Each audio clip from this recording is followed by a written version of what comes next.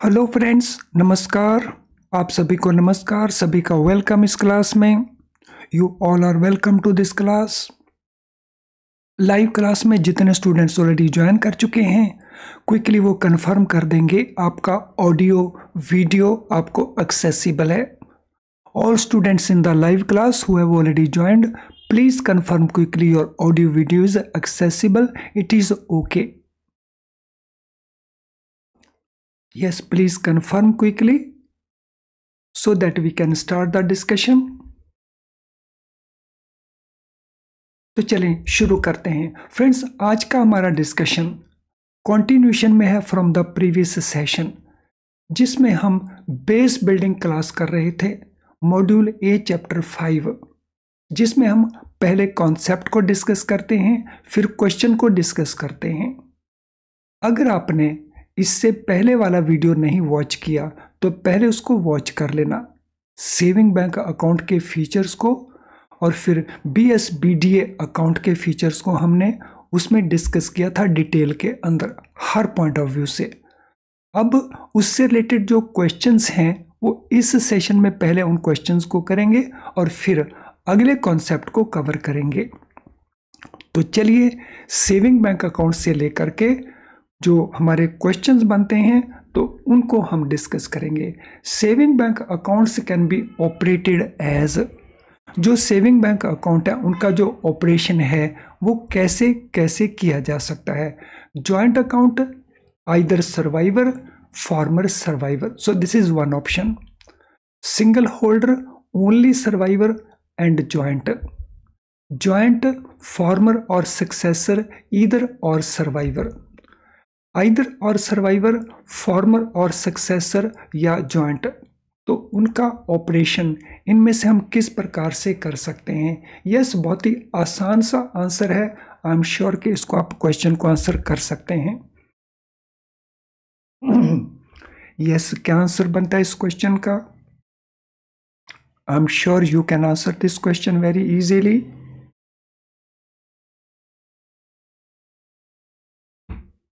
सो जो हमारे students recorded version class को देख रहे हैं तो वो अपनी कॉपी के अंदर क्वेश्चन का आंसर नोट करेंगे, वो कमेंट बॉक्स में आंसर ना लिखें। लेकिन जो लाइव क्लास के स्टूडेंट्स हैं वो चैट बॉक्स में आंसर को मेंशन कर देंगे। तो यहाँ पे हमारा ऑप्शन आंसर बन जाएगा ए। उनको जॉइंटली ऑपरेट किया जा सकता है अगर कुछ नहीं लिखा। अगर मैंडेट दिया गया है, आइदर और सर्वाइवर मैंडेट हो सकता है, फॉर्मर और सर्वाइवर मैंडेट हो सकता है। What are provisions for cheque book in saving bank account? Saving bank account में चेक बुक को लेकर के क्या प्रोविजंस हैं?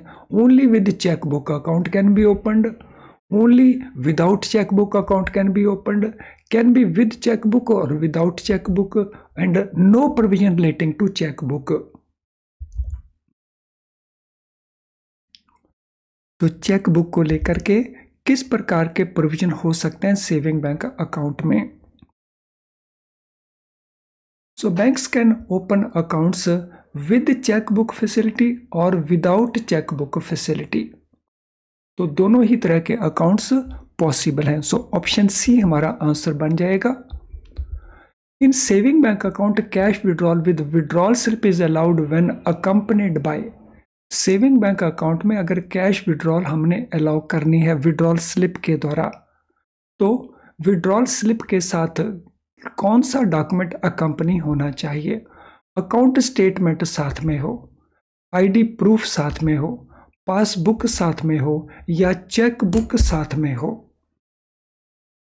सो withdrawal by way of withdrawal slip, it can be allowed when it is accompanied by. एक बार फिर से बहुत आसान सा क्वेश्चन है, आप आसानी से आंसर दे सकते हो। Yes, it is passbook. तो विड्रॉल स्लिप के साथ पासबुक अकम्पनी होनी चाहिए विड्रॉल करने के लिए। What can be maximum balance in saving bank account? तो बैंक सेविंग बैंक अकाउंट में मैक्सिमम कितना बैलेंस परमिट कर सकते हैं? ₹1 lakh, ₹10 lakh, there is no limit या it is at bank discretion. So how much maximum balance in saving bank account is allowed, ज्यादा से ज्यादा कितना हो सकता है। So there is no limit on that balance, उस अमाउंट के ऊपर कोई लिमिट नहीं है। हालांकि 1 लाख रुपए तक अगर बैलेंस है तो इंटरेस्ट को लेकर के कुछ रूल्स हैं, वो रूल इससे अलग हैं। So there is no limit. Each bank to offer uniform interest rate on saving bank deposit up to how much amount, irrespective of amount in the account within this limit. So सभी bank एक जैसा interest rate provide करेंगे सभी account holder को, जब amount of deposit यानी जो balance है वो कितने अमाउंट तक होगा। Up to ₹50,000, up to ₹1 crore, up to ₹1 lakh और अप टू ₹5 लाख। तो यूनिफॉर्म इंटरेस्ट रेट पे करेंगे banks when amount of balance in the account is up to, so this is up to ₹1 lakh. और फिर उसमें इस लिमिट के अंदर अमाउंट कितना है वो नहीं देखा जाएगा, यानी 5,000 के लिए भी वही इंटरेस्ट रेट होगा एंड 98,000 रुपीज के लिए भी रेट ऑफ इंटरेस्ट वही होगा। For deposit over 1 lakh A bank में provide what type of interest, subject to condition that banks will not discriminate in the matter of interest paid on such a deposit between one deposit and another of similar amount accepted on same date at any of its offices। अगर balance 1 lakh रुपए से ऊपर है तो फिर bank किस तरह का इंटरेस्ट प्रोवाइड कर सकते हैं। So what type of interest banks can provide, it is fixed rate, it is variable rate, it is differential rate या it is equal rate.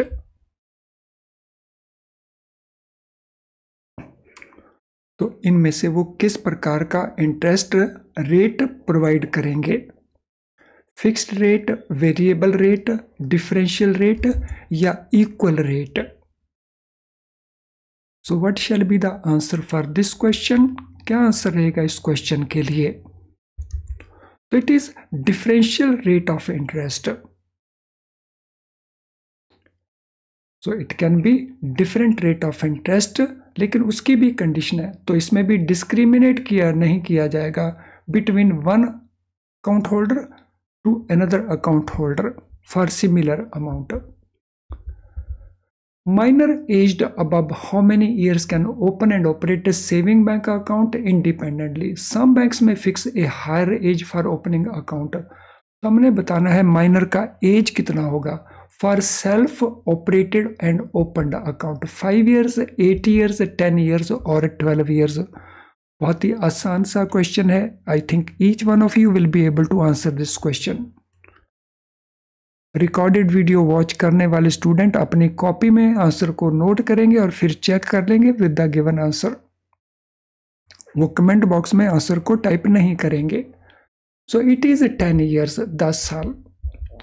Which of the following can open saving bank account according to RBI directives? RBI directives के मुताबिक इनमें से saving bank account कौन open कर सकते हैं? Primary cooperative credit society being financed by bank, Khadi and village industries board, agriculture produce marketing committees, societies registered under societies registration act 1860। 1 to 4 इनमें से कोई भी ओपन कर सकता है, ओनली 1 and 2 ओपन कर सकते हैं, 2 and 3 ओनली ओपन कर सकते हैं या 3 and 4 ओनली ओपन कर सकते हैं। तो रीड करिए, लंबा क्वेश्चन है, लंबे ऑप्शंस हैं। तो what will be the correct answer? Discussion में एक पूरा लिस्ट हमने नोट किया था, प्रोवाइड किया था आपको, तो उस लिस्ट में से इस क्वेश्चन को पिकअप किया गया है।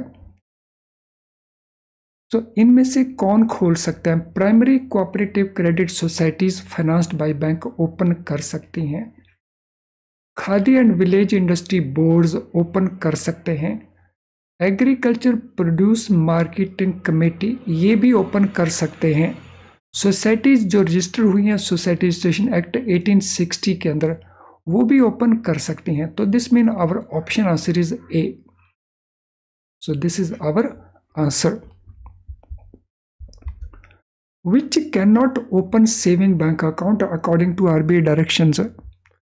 कौन इनमें से सेविंग बैंक अकाउंट ओपन नहीं कर सकते? State housing boards, water and sewerage drainage boards, state text book publishing corporation, metropolitan development authority.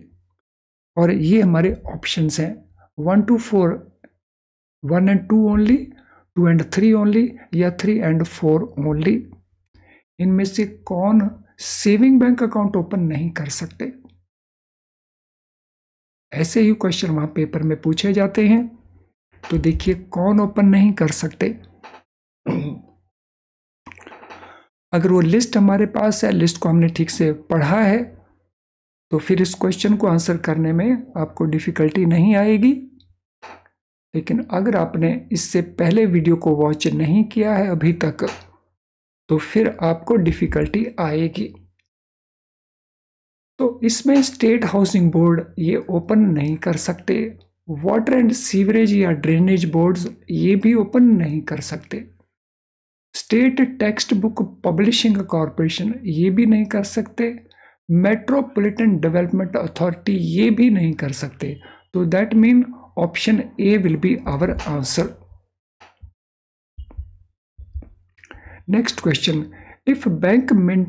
if a bank has stipulated maintenance of minimum balance in saving bank account, a notice of shortfall amount, and that if not regularized within this much amount period from date of notice, penal charge will be recovered should be given. Question क्या है? Let us understand it properly.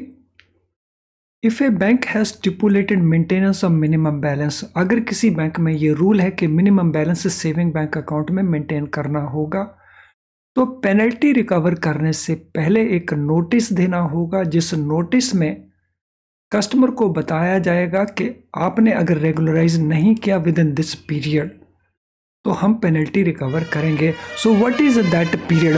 वो period कितना है? So what is that period?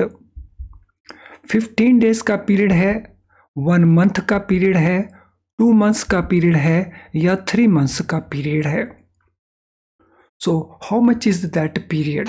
15 days, 1 month, 2 months और 3 months. So it is 1 month period, 1 महीने का वो period है जिसमें अगर रेगुलेशन नहीं होता तो then penal interest, penal charges can be recovered. With what is number of maximum per month withdrawal in BSBD account? BSBD account में maximum withdrawals कितनी हैं पर मंथ? maximum 2 हैं, maximum 4 हैं, maximum 6 हैं, या maximum 8 हैं? तो what is the maximum per month withdrawal in BSBD account?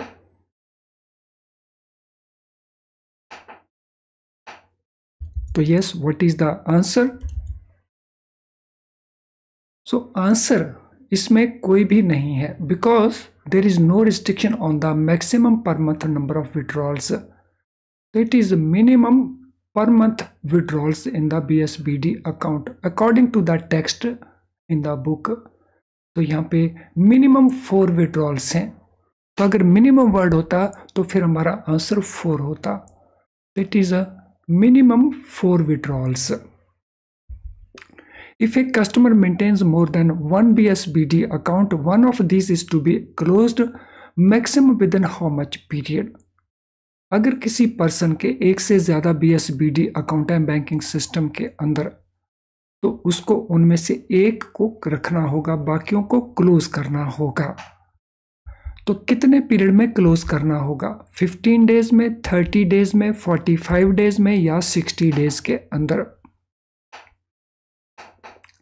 तो this has to be closed within a period of 30 days. 30 दिन के अंदर इसे क्लोज करना होगा।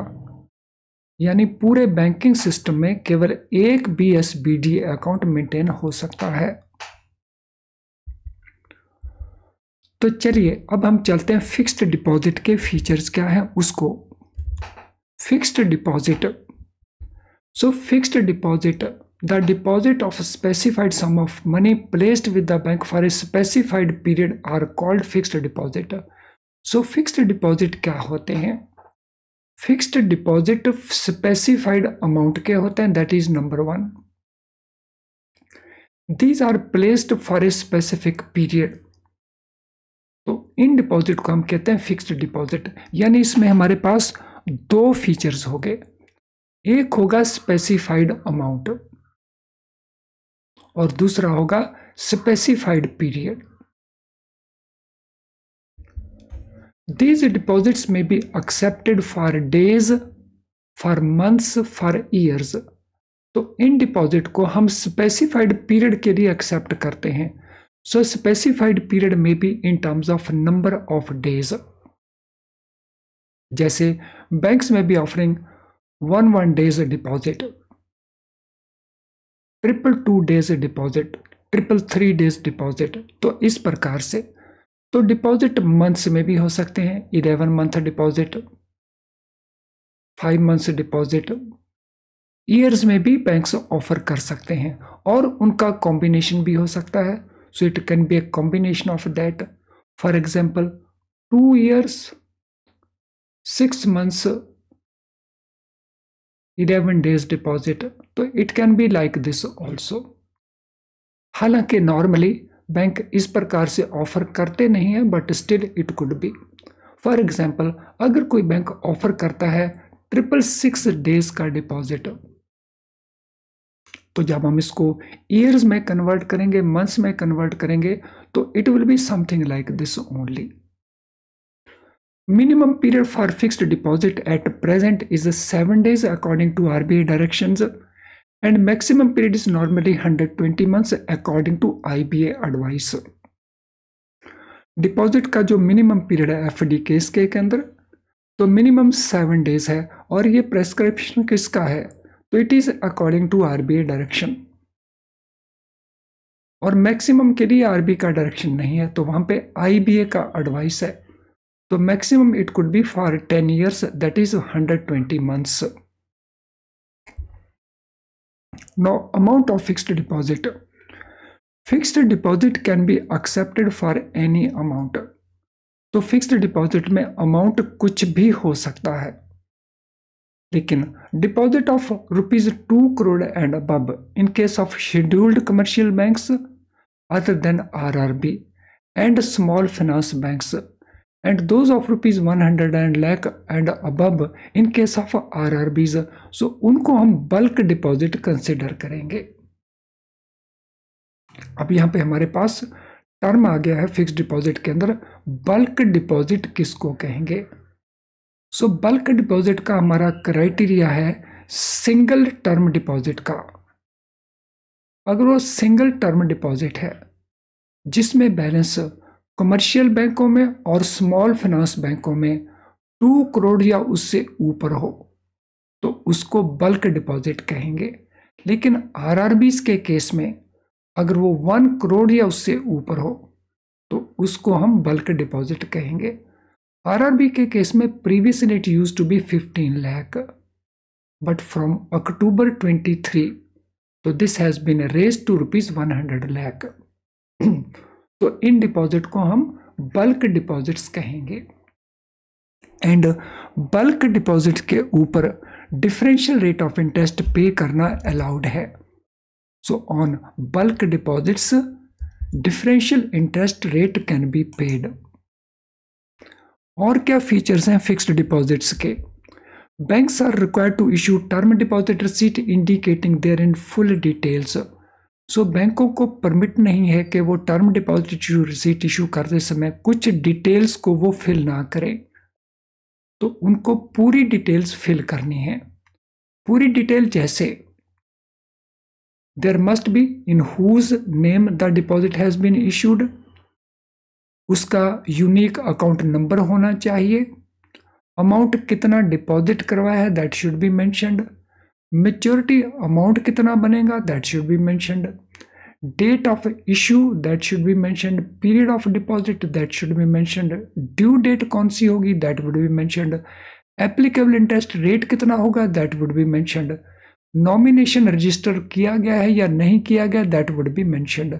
तो ये सारे के सारे डिटेल्स ये मैंडेटरी बेसिस के ऊपर इंडिकेट करने होंगे। और टर्म डिपॉजिट्स जो हैं ये फ्रीली ट्रांसफरेबल है from one office of a bank to another office of the same bank.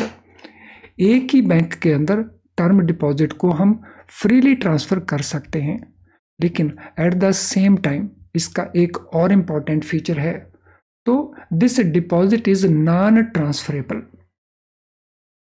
सो ये डिपॉजिट नॉन ट्रांसफरेबल है। अगर ये ए के नाम से है तो बी के नाम से इस डिपॉजिट को ट्रांसफर नहीं किया जा सकता, लेकिन अगर ये बैंक की एक्स ब्रांच में डिपॉजिट है तो वाई ब्रांच में इसको ट्रांसफर किया जा सकता है। These are repayable to the customer or renewable according to instructions of the customer given in the fixed deposit account opening form on expiry of the period for which the deposit is made। तो ये जो deposits हैं जो आप customer को ये repayable हैं या रिन्यूएबल भी हैं ऑन मैच्योरिटी, लेकिन उसके लिए इंस्ट्रक्शन कहाँ पे देनी पड़ेंगी, अकाउंट ओपनिंग फॉर्म के अंदर ये इंस्ट्रक्शन प्रोवाइड करेंगे। Where such instructions are not given, intimation of maturity date must be sent well in advance. तो अगर ऑटो रिन्यूअल की इंस्ट्रक्शन नहीं है गिवन तो बैंकों को क्या करना होगा, इंटीमेशन देना होगा मैच्योरिटी डेट से पहले, और वो भी वेल इन एडवांस होना चाहिए, that your account is maturing. सो इससे पहले कि हम इसके अगले पार्ट को कवर करें, so let us understand this information. Friends, क्या आप IIBF बुक्स को यूज कर रहे हैं फॉर योर स्टडीज पर्पज? अगर ऐसा है तो आपके सामने कुछ इश्यूज हो सकते हैं। For example, difficult to understand. इन बुक्स में जो कुछ लिखा है, जैसे भी लिखा है, तो उसको अंडरस्टैंड करने में आपको डिफिकल्टी आ रही है, आपको बार बार पढ़ना पड़ रहा है और फिर भी कई बार आप भूल रहे हैं। उसके कारण you have to spend lot of time also. आप प्रैक्टिस करना चाहते हैं लेकिन प्रैक्टिस क्वेश्चंस बहुत थोड़े आपको अवेलेबल हैं इस बुक्स के अंदर, तो जिसके कारण आप प्रॉपर प्रैक्टिस नहीं कर पाते, एंड एज ए रिजल्ट आप जो स्कोर लेना है क्वालिफाइंग, वो स्कोर नहीं ले पाते। अब इसका सॉल्यूशन क्या है? इसका सॉल्यूशन है हमारे बेस्ट क्वालिटी लो प्राइस्ड वीडियो लेसन्स, जिनकी प्राइस बहुत कम है। अगर हमारे वीडियो लेसन्स को आप यूज़ करते हैं तो इन वीडियो लेसन में जो हम कॉन्सेप्ट समझाते हैं वो बहुत सिंपल करके समझाते हैं, जिसको आप इजीली अंडरस्टैंड कर जाते हैं। इजीली नहीं, क्विकली अंडरस्टैंड कर जाते हैं, जिससे आपका टाइम का इशू और डिफ़िकल्टी का इशू दोनों ही ऑलमोस्ट सॉल्व हो जाते हैं, और फिर आप सिलेबस को प्रॉपरली कवर कर पाते हैं। हमारे क्वेश्चन बैंक में जिसमें मल्टी चॉइस क्वेश्चंस हैं, MCQs हैं, अगर उनसे आप प्रैक्टिस करते हैं तो आपकी बहुत सारी प्रैक्टिस प्रॉपर वे में हो जाती है। और मेमोरी रिकॉल्ड क्वेश्चंस आमतौर के ऊपर एग्जाम के पास जाकर के हमारे पास अवेलेबल होते हैं, तो इनसे भी बहुत सारे क्वेश्चन वापस पूछ लिए जाते हैं। तो अगर इतना कुछ अवेलेबल है और आपने अभी तक इसको यूज़ नहीं किया तो इसको यूज़ करें और अपने पास होने की जो पॉसिबिलिटी है उसको इम्प्रूव करें। अब ये अवेलेबल कहाँ पे है? तो ये अवेलेबल है हमारी ऐप के अंदर, और हमारी वेबसाइट के थ्रू भी आप इनको यूज़ कर सकते हैं। तो चलिए अब FT से रिलेटेड जो दूसरे फीचर्स हैं उनको डिस्कस करते हैं। Premature encashment is allowed in case of exigency और नीड। अगर कस्टमर को प्रीमेच्योर कैंसिलेशन करना है तो कस्टमर को परमिट कर दिया जाता है premature cancellation. The interest is paid as applicable for the period for which deposit was actually with the bank. तो इसके ऊपर जो हम इंटरेस्ट पे करेंगे वो इंटरेस्ट रेट कौन सा होगा? सो इंटरेस्ट रेट वो होगा जो उस पीरियड को एप्लीकेबल करता है, जिस पीरियड के लिए डिपॉजिट हमारे पास एक्चुअली रहा। तो इसको हम कहते हैं corresponding maturity.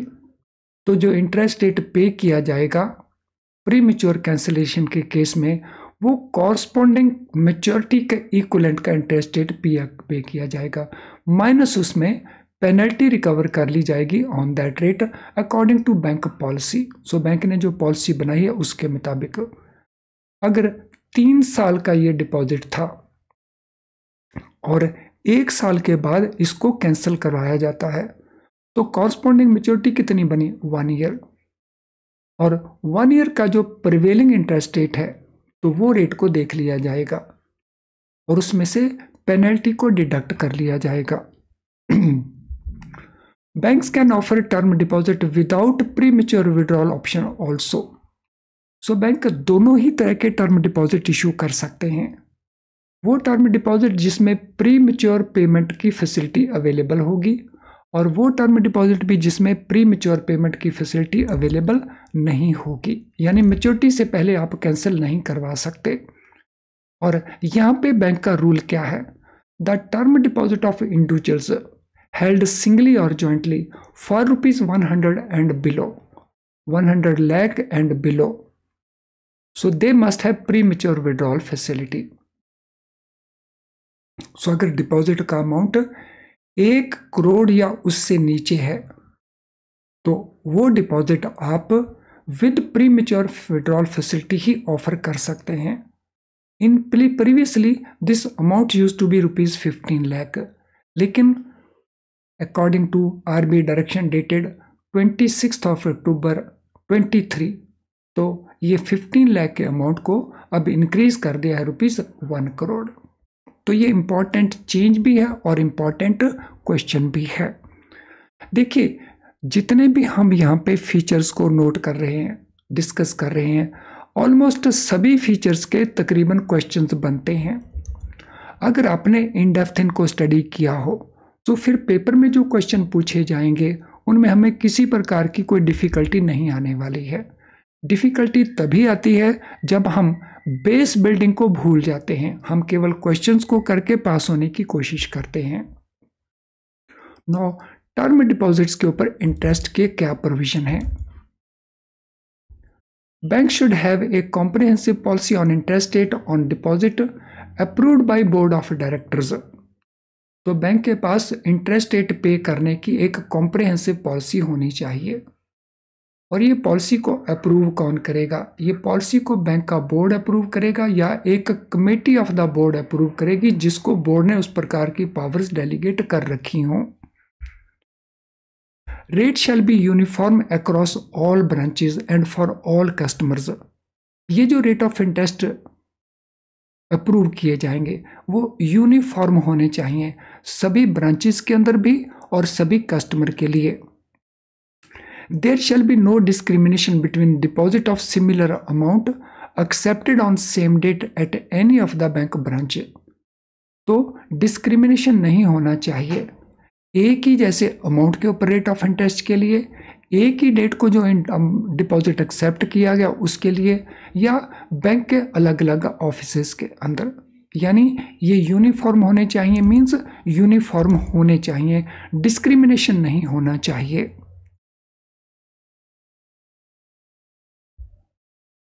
These shall be strictly according to schedule of interest rate disclosed in advance, and interest rate card for normal and bulk deposit should be maintained in the core banking system to facilitate supervisory review.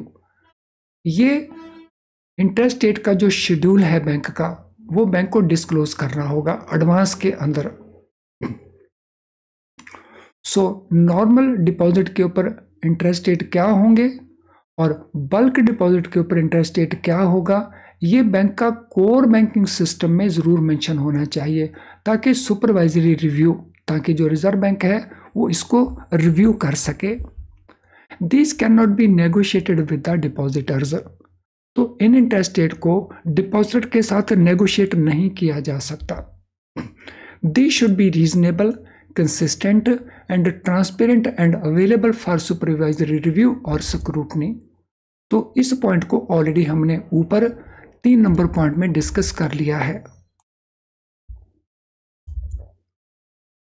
So next point, payment of interest on deposit shall be rounded off to the nearest rupee for rupee deposits. सो जो interest जब पे किया जाएगा तो उसमें amount का rounding कैसे किया जाएगा। अगर वो रुपी डिपॉजिट है यानी जो डोमेस्टिक डिपॉजिट है तो जो नियरेस्ट रुपी है उसके हिसाब से राउंडिंग किया जाएगा। फॉर एग्जांपल अगर इंटरेस्ट बनता है 101.43 पैसा का या बनता है 101.13 पैसा का, तो हमने रुपी नियरेस्ट रुपी जो बनता है उसमें राउंडिंग करनी है। यानी इसमें इंटरेस्ट कितना पे किया जाएगा, इसमें 101 ही पे किए जाएंगे, इसमें भी 101 ही पे किए जाएंगे। लेकिन अगर बनता है 101.74 तो नियरेस्ट रुपी बनता है 102, तो इसमें 102 पे किया जाएगा। लेकिन अगर वो FCNR डिपॉजिट है तो FCNR डिपॉजिट में हम 2 डेसिमल प्लेसेस उसकी राउंडिंग करेंगे। Changes in interest rate should be made known to the customer and branches expeditiously। तो जब भी इंटरेस्ट रेट में कोई चेंजेस करेंगे वो कस्टमर को भी और ब्रांचेस को भी तुरंत बहुत क्विकली उनको डिस्क्लोज करना होगा। फ्रेंड्स, आज के सेशन से रिलेटेड अगर आपका कोई भी क्वेश्चन हो तो आप अपने क्वेश्चन को इस वीडियो का जो कमेंट बॉक्स है तो इस वीडियो के कमेंट बॉक्स में आप अपने क्वेश्चन को टाइप कर देना, हम उसको वहीं पे सूटेबली आंसर कर देंगे। अगर आपकी कोई जनरल क्वेरी है तो आप उसे इस ईमेल आईडी के ऊपर मेल कर देंगे। आज का सेशन अगर आपको यूजफुल नहीं लगा तो डिसलाइक ज़रूर करना, लेकिन अगर वो आपको यूजफुल लगा है तो लाइक करने में संकोच नहीं करें, तो उसको लाइक कर दीजिए, क्योंकि आपके लाइक करने से YouTube उस सेशन को और बहुत सारे स्टूडेंट को अपने लेवल पे दिखाने की कोशिश करता है। तो आपका लाइक केवल लाइक करना नहीं है, तो YouTube के द्वारा आप दूसरे स्टूडेंट की हेल्प कर रहे होते हैं लाइक करके। इसको शेयर कर सकते हैं, इसके लिंक को। चैनल अगर आपने अभी तक सब्सक्राइब नहीं किया है या सब्सक्राइब किया लेकिन बेल आइकन को पुश नहीं किया तो बेल आइकन के साथ उसको कंप्लीट सब्सक्राइब कर लीजिए। तो बेल आइकन के साथ जब आप सब्सक्राइब करते हैं तो आपको हमारे सारे नोटिफिकेशन ऑन टाइम अवेलेबल हो जाते हैं, तो जिससे आप किसी भी क्लास को मिस नहीं करते। तो चलिए अब आज के सेशन को वाइंड अप करते हैं। Thank you friends and all the best.